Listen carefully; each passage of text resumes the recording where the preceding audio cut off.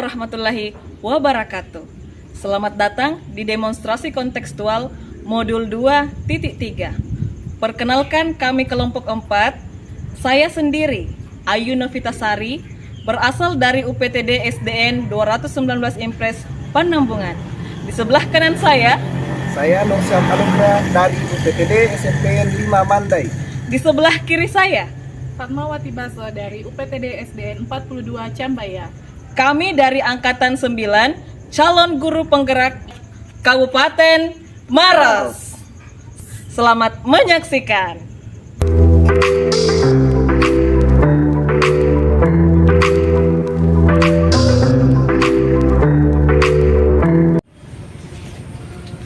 Assalamualaikum Bu Fatma. Waalaikumsalam Pak. Bagaimana kabarnya hari ini? Alhamdulillah baik Pak. Jadi begini Bu, maksud kedatangan saya ke sini itu untuk melakukan observasi terhadap proses coaching yang akan Ibu lakukan. Baik Pak. Adapun rubrik penilaian untuk observasi sebentar itu terkait dengan kompetensi coaching dan prinsip coaching. Sebelumnya Bu, kira-kira Ibu tahu apa sih sebenarnya kompetensi dalam proses coaching ini? Baik Pak. Jadi yang saya tahu kompetensi coaching itu ada 3. Yang pertama adalah kehadiran penuh atau presence, kemudian yang kedua adalah mendengarkan aktif, dan yang ketiga mengajukan pertanyaan berbobot. Itu yang saya tahu Pak. Baik, jadi ada 3 ya terkait itu kompetensi. Kemudian yang terkait dengan prinsip coaching, kira-kira Ibu bisa mengungkapkan? Untuk prinsip coaching yang saya tahu itu ada 3 juga, yakni kemitraan, kemudian proses kreatif, dan yang ketiga memaksimalkan potensi. Baik, jadi yang seperti yang Ibu utarakan, prinsip coaching itu juga ada 3, kemitraan, kreatif, dan memaksimalkan potensi. Kemudian Ibu, terkait dengan kompetensi coaching, di sini saya akan mengobservasi Ibu, kira-kira kompetensi yang mana yang bisa saya bantu? Baik Pak, kalau bisa saya ingin Bapak membantu saya di ketiga kompetensi tersebut, yakni mendengarkan aktif, kehadiran penuh, dan juga mengajukan pertanyaan berbobot. Baik, jadi Ibu ini ingin diobservasi terkait ketiga kompetensi itu, tapi kalau bisa dispesifikkan Ibu, kira-kira mau diobservasi di bagian yang mana? Mungkin bagaimana kemudian saya mampu untuk mengajukan pertanyaan-pertanyaan berbobot Pak, seperti itu. Oh, jadi ya secara spesifik ini memberikan pertanyaan yang berbobot ya. Jadi terus apa indikator ketercapaian dari tujuan pengembangan yang akan dilakukan nanti? Kalau indikator ketercapaiannya sendiri, bagaimana kemudian saya mampu untuk melakukan prinsip coaching itu, yang 3 tadi itu Pak, kemitraan, kreatif, dengan memaksimalkan potensi, dan bagaimana supaya saya juga mampu untuk maksimal melakukan keterampilan coaching, yakni kompetensi coaching, yaitu mendengarkan aktif, kesadaran penuh, dan juga mengajukan pertanyaan. Baik, sebagaimana yang diutarakan tadi, jadi ke indikator ketercapaian kita yaitu ketiga kompetensi coaching dan ketiga prinsip coaching. Baiklah, kira-kira kapan Ibu bisa melakukan proses coaching? Baik Pak, kebetulan karena coach saya juga sudah datang, jadi kita bisa melaksanakannya di tempat sebelah. Mari Baik, Pak. ayo. Assalamualaikum Bu Ayu. Waalaikumsalam Bu Fatma. Maaf mengganggu waktunya nih Bu Ayu. Jadi kita di sini mau melakukan sedikit wawancara, akan melakukan coaching kepada Ibu. Di sini saya juga mengajak observer saya, boleh Ibu? Siap Ibu, dengan Oh. senang hati. Ya, baik Ibu. Jadi kita mulai saja ya Bu. Baik, kemarin Ibu mengatakan bahwa Ibu punya permasalahan. Nah, boleh saya tahu permasalahan seperti apa nih yang Ibu hadapi? Iya Ibu, ini masalah yang saya hadapi saat ini, saya memiliki sedikit kegalauan menghadapi siswa saya. Nah, siswa saya ini sepertinya butuh perhatian, tapi dia membutuhkan perhatian ini dalam versi yang berbeda. Nah, di mana yang saya maksud versi berbedanya ini, si Reski ini, saya sebut saja ya nama siswa saya Ibu. Si Reski ini dia sering mengganggu teman-temannya. Ya, itu yang menurut saya butuh perhatian yang berbeda Ibu. Dimana ketika si Reski mengganggu rekannya. Baik. Jadi Bu Ayu punya masalah dengan salah satu murid Bu Ayu yang bernama Reski. di mana Ibu Ayu merasa bahwa anak ini membutuhkan perhatian namun dengan cara yang berbeda. Betul Ibu. Baik Bu Ayu. Nah, karena percakapan kita mungkin tidak akan lama, sekitar 15 menit ke depan. Nah, apa yang kemudian menjadi tujuan Ibu Ayu dengan pembicaraan kita tadi?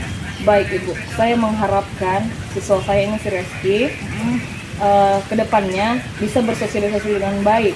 Jika dia butuh perhatian, saya merasa bahwa anak ini tidak usah membuat sesuatu yang berbeda untuk mencuri perhatian teman-temannya dalam kelas maupun di luar kelas, serta mencuri perhatian ibu gurunya sendiri. Seperti itu Ibu. Baik, jadi Bu Ayu menginginkan Reski ini kemudian mampu bersosialisasi dengan baik. Nah, mungkin Bu Ayu bisa sedikit menceritakan bersosialisasi seperti apa nih yang Ibu Ayu inginkan pada peserta didik Bu Ayu. Baik Ibu. Nah, di sini saya mengharapkan siswa saya ini Reski, ketika dia butuh perhatian dengan teman-temannya, dia tidak perlu mengganggu teman-temannya. Ya, kalau memang dia butuh perhatian yang seperti apa, ungkapkan. Saya ingin dia berkomunikasi dengan baik dengan rekannya, baik itu dengan rekannya maupun saya pribadi, Bu. Nah, ketika siswa saya ini melakukan pertengkaran, tentunya ini juga akan menarik perhatian saya. Nah, sehingga saya merasa bahwa, wah, kenapa ini, ada apa ini, kok si Reski ini selalu juga melakukan perlakuan ini secara berulang, Ibu. Nah, itu yang mengganggu saya belakangan ini. Oke, jadi Reski ini selalu melakukan permasalahan yang berulang-berulang, Bu. Betul, Jadi Ibu. ini artinya bahwa tidak sekali dua kali, namun terjadi beberapa kali. Iya. Nah, apakah Bu Ayu sudah pernah melakukan tindakan sebelumnya? Tindakan yang saya lakukan sebelumnya menghadapi si Reski ini, Bu ya, tentunya saya bisa memanggil ketika dia melakukan sebuah kesalahan dan ketika dia mengganggu rekannya, temannya, ya saya panggil si Reski dan temannya yang diganggu ini, Bu. Nah, ketika saya sudah panggil, saya lakukan pembicaraan. Reski, kenapa nak? Ada masalah apa mengganggu temannya? Nah, temannya menjawab, nah pukul ke ibu, nah colek ke ibu, nah coret-coret begitu Ibu. Nah, jadi saya tanyakan kembali si Reskinya, nah kenapa nak kok dicoret bukunya temannya, kenapa dicolek-colek, kenapa memukulnya. Nah, terus si Reski menjawab, tidak Ibu, saya tidak pukul, tidak kucoret-coreti juga Bu bukunya, tidak kucolek-colek. Nah, jadi di sini saya merasa bahwa, wah, siapa ini yang sebenarnya bersalah? Nah, di sini saya tidak langsung serta-merta memberikan kesimpulan bahwa Reski ini, kamu itu, saya tidak langsung menjudge siswa saya. Kamu itu salah, nak. Di posisi sini kamu salah. Harusnya kamu tidak. Nah, yang saya lakukan lagi selanjutnya, saya panggil temannya, siapa sih yang di dalam yang ketika Reski mengganggu temannya ini, siapa yang berada di sekitar mereka. Nah, ada yang dengan sukarela nih Bu mengangkat tangan, saya Bu, saya tadi lihat Ki. Nah, Reski duluan tahu Ibu yang pukul. Nah, seperti itu Ibu.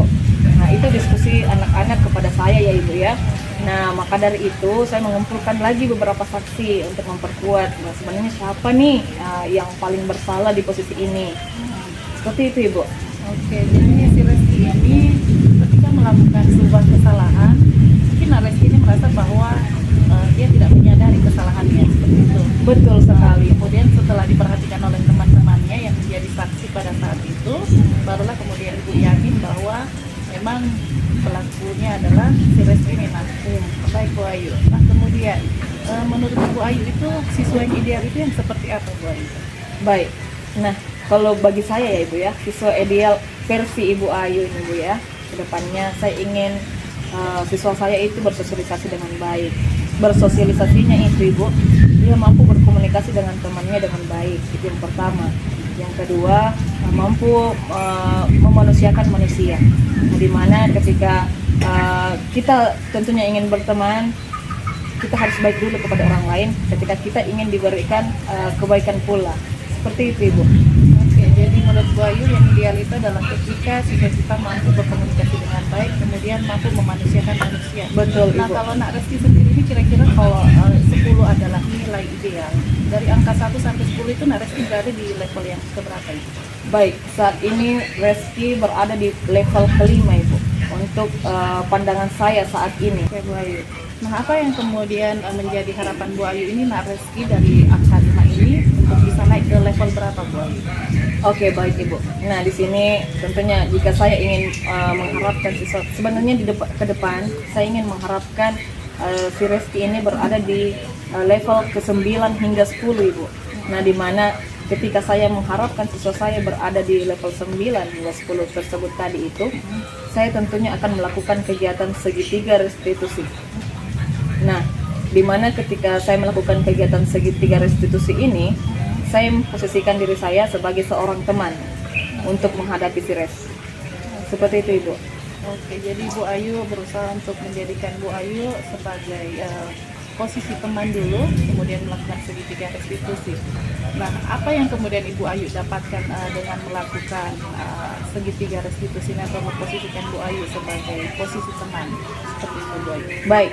Nah, ketika saya sudah memposisikan diri saya sebagai seorang teman untuk siswa saya, Ibu, tentunya bisa jadi ya, Ibu ya, siswa saya ini, si Reski ini memiliki rasa nyaman. Nah, ketika si Reski sudah merasa nyaman, dia mampu membicarakan atau mengungkapkan apa yang sebenarnya dia rasakan, kenapa sehingga belakangan ini dia sering mengganggu teman-temannya. Nah, kenapa saya bilang belakangan ini dia selalu mengganggu temannya, Ibu? Nah, dia melakukannya itu bukan 1-2 kali, Ibu, mengganggu temannya. Makanya saya merasa bahwa saya perlu menindaklanjuti tindakan si Reski ini. Jadi ketika menjadi posisi teman, Bu Ayu berharap bahwa si Reski ini kemudian akan mampu untuk mengungkapkan apa yang dia rasakan. Betul sekali, Bu. Jadi kadang memang ada kebutuhan anak yang tersalurkan namun dengan cara yang salah. Nah, Bu Ayu, adakah rencana lain yang kemudian Ibu Ayu rencanakan ke depannya untuk mengatasi masalah ini, Bu Ayu? Iya, ke depannya jika memang segitiga restitusi yang saya rencanakan tadi itu, jika saya memposisikan diri saya sebagai seorang teman yang dimana saya mengharapkan siswa saya bisa mengungkapkan secara nyaman masalahnya. Nah, tapi saya kembalikan lagi kepada siswanya, mungkin dia tidak nyaman lagi untuk mengungkapkannya, maka saya akan melibatkan teman-teman kelasnya untuk membantu saya, di mana ketika bisa menggali permasalahan Reski ini, kenapa sehingga si Reski mengganggu teman-teman, mengganggu mereka. Seperti itu, Ibu. Jadi saya libatkan rekan peserta didik saya. Jadi sepertinya Ibu Ayu sudah memikirkan beberapa cara bagaimana kemudian Ibu mampu untuk menyelesaikan masalah Bu Ayu. Wah, luar biasa ini, Bu Ayu. Nah, kemudian dukungan seperti apa nih yang kemudian Ibu Ayu butuhkan untuk mampu melaksanakan rencana Ibu? Ya, tentunya yang pertama, Ibu ya, dukungan yang saya harapkan ke depannya, di mana saya bisa memposisikan diri saya sendiri sebagai seorang guru itu harus mampu menjadi seorang manajer, mungkin di posisi terbaik di segitiga restitusi, Ibu. Nah, di mana ketika memang saya melihat kondisi siswa saya belum merasa nyaman, maka saya harus memposisikan diri saya sebaik mungkin di posisi manajer. Nah, selanjutnya ketika saya membutuhkan dukungan dengan teman-temannya, saya tentunya melakukan sosialisasi kepada peserta didik saya yang lainnya, di mana siswa saya yang siapapun yang ingin saya libatkan, maka saya lakukan sosialisasi dengan baik dengan mereka untuk mencapai tujuan yang saya harapkan. Seperti itu, Ibu. Wah, luar biasa ini Bu Ayu. Jadi ini Bu Ayu kan senantiasa melakukan sosialisasi. Nah, tentunya apapun rencana kita jika tidak melakukan sosialisasi tentunya akan sulit untuk menyampaikan ke peserta didik kita. Betul Nah, sekali. kemudian Bu Ayu, kapan nih kira-kira rencananya Bu Ayu akan melakukan rencana ini? Saya akan melakukan kegiatan rencana ini mulai besok, Ibu. Ya, insya Allah kedepannya setelah saya sudah memikirkan secara matang-matang hal apa yang ingin saya rencanakan dan hal apa yang ingin saya realisasikan, maka saya akan menerapkannya. Kurang lebih saya akan terapkan ini besok, Ibu, insya Allah. Wah, secepatnya Bu Ayu. Iya, ya. betul sekali, Baiklah, Bu. Bu Ayu. Saya sangat senang mendengar antusias Ibu Ayu untuk melakukan perencanaan ini. Baiklah Bu Ayu, kita sudah di penghujung percakapan kita. Nah, Bu Ayu, nah bagaimana kemudian perasaan Ibu Ayu saat ini? Saat ini saya merasa plong, Ibu. Saya benar-benar merasakan nyaman berbicara dengan Ibu. Nah, di mana Ibu dengan senang hati nih, Bu, mendengarkan keresahan saya, kegalauan saya. Terima kasih banyak Ibu telah membantu saya pada hari ini, yaitu dengan mendengarkan saya dengan baik. Terima kasih, Bu. Baik Bu Ayu. Nah, kapan-kapan nih minggu depan kalau misalnya kita bisa bertemu lagi, mungkin Bu Ayu bisa menceritakan kembali apa kemudian perkembangan yang dialami oleh Kak Reski. Oke, Siap, Bu Ayu. ya. Assalamualaikum. Waalaikumsalam, terima kasih.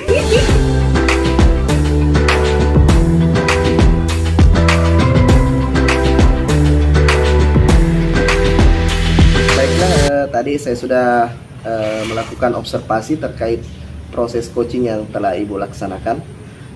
Kira-kira bagaimana Ibu menilai diri sendiri tentang kompetensi coaching yang telah tadi dilakukan? Baik Pak, kalau menilai diri sendiri, waduh, ini saya agak kesulitan Pak sebenarnya untuk menilai diri sendiri. Tapi kalau dari ketiga kompetensi tersebut, saya merasa bahwa saya sudah melakukannya sesuai dengan alur Tirta, di mana tadi saya sudah menanyakan tentang tujuan dari percakapan kami. Kemudian selanjutnya saya melakukan identifikasi masalah, jadi menggali masalah tersebut dengan mengajukan beberapa pertanyaan berbobot. Kemudian selanjutnya mengajukan rencana apa yang akan coachi lakukan. Lalu kemudian ada tanggung jawab juga di dalamnya ketika menanyakan kapan dan hasil dari akan kita lakukan lagi pertemuan selanjutnya untuk menanyakan hasil dari perencanaan yang sudah dilakukan. Seperti itu Pak. Kira-kira tadi dari yang Ibu ungkapkan, apa yang membuat Ibu menilai demikian? Ada tadi yang merasa masih kurang maksimal? Kalau yang kurang maksimal itu mungkin lebih ke pertanyaan berbobot tadi. Saya sepertinya masih kurang menggali dari identifikasi masalah dari coach saya. Artinya di sini saya ketika mendengarkan jawaban dari coach itu kadang saya kesulitan untuk mencari pertanyaan apa lagi nih yang kemudian mampu untuk saya kembangkan agar coach saya itu mampu untuk menemukan potensi dari dirinya sendiri tanpa saya harus memberikan jawaban.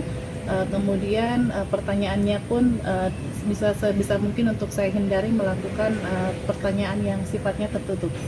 Seperti itu Pak. Begini Bu, bisa saya sampaikan sedikit terkait hasil pengamatan saya? Boleh Pak, boleh sekali. Jadi dari hasil pengamatan saya tadi, dari awal kan kita sudah sampaikan bahwa rubrik penilaiannya ada kompetensi coaching dan prinsip coaching. Yang pertama tadi itu terkait kompetensi coaching. Secara keseluruhan Ibu sudah menerapkan yang pertama itu hadir sepenuhnya atau presence, kemudian yang kedua mendengarkan aktif, dan yang ketiga itu memberikan pertanyaan berbobot. Sepanjang saya melakukan observasi tadi, saya melihat bahwa Ibu ini sudah melakukan ketiga-tiganya, meskipun menurut Ibu itu mungkin belum maksimal ya, tapi secara ini menyeluruh sudah dilakukan. Kemudian adapun alur dalam coaching juga sudah diterapkan semua, yaitu yang pertama tadi dengan menerapkan alur Tirta, mulai dari menentukan tujuan, kemudian mengidentifikasi terkait apa tujuan yang akan dicapai, dan yang selanjutnya ada rencana aksi, dan terakhir juga ada tanggung jawab. Dan yang terakhir tadi itu terkait 3 prinsip coaching yang menjadi rubrik penilaian pada hari ini juga sudah mulai dilakukan. Yang pertama tadi ada kemitraan, kemudian yang kreatif, dan yang terakhir tadi itu adalah memaksimalkan potensi. Jadi Ibu di sini sudah mulai menggali tadi coachingnya, bagaimana memaksimalkan potensi yang ada pada diri coachingnya. Mungkin itu yang sempat saya amati tadi Ibu. Waduh Pak, terima kasih banyak nih atas komentarnya Bapak tentang kompetensi coaching yang saya lakukan. Saya merasa bahwa memang di sini saya belum terlalu maksimal, tapi menurut Bapak sudah baik, alhamdulillah. Terima kasih banyak Pak. Iya, sama-sama Bu. Kemudian Bu, misalnya nanti kalau ada kesempatan lagi, kira-kira kompetensi yang mana lagi yang perlu Ibu kembangkan? Kemudian waktunya kira-kira kapan, di mana, dan dengan siapa Ibu akan melakukan proses coaching? Baik Pak, mungkin untuk lebih spesifik kepada membuat pertanyaan berbobot ini, saya rasa untuk ketiga kompetensi ini saling terkait, di mana ketika kita mendengarkan secara aktif, itu kemudian memicu kita untuk selanjutnya membuat pertanyaan-pertanyaan yang sifatnya menggali terus dari potensi coaching kita. Nah, kemudian untuk kapan dan di mananya, mungkin ketika saya bertemu dengan teman yang memiliki masalah, kemudian untuk mencari tempat yang sesuai, mungkin yang lebih tertutup agar mampu untuk mendengarkan secara penuh, tidak ada gangguan, jadi mampu untuk lebih maksimal dalam melakukan kompetensi coaching. Seperti itu, Pak. Iya.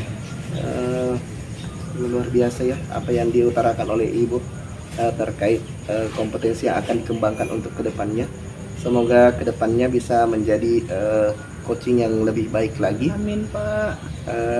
Kemudian hasil observasi yang tadi saya lakukan itu sudah saya tuliskan dalam jurnal observasi, dan mudah-mudahan ini menjadi referensi untuk menjadi lebih baik lagi. Yang terakhir, Bu, kira-kira bagaimana perasaan Ibu setelah melakukan observasi? Waduh, saya merasa sangat senang ini, Pak. Jadi artinya kemudian saya menjadi tahu apa kemudian yang menjadi kekurangan saya ketika melakukan coaching, kemudian apa yang perlu saya maksimalkan dalam memenuhi kompetensi sebagai seorang coaching. Terima kasih banyak, Pak. Oke, sama-sama.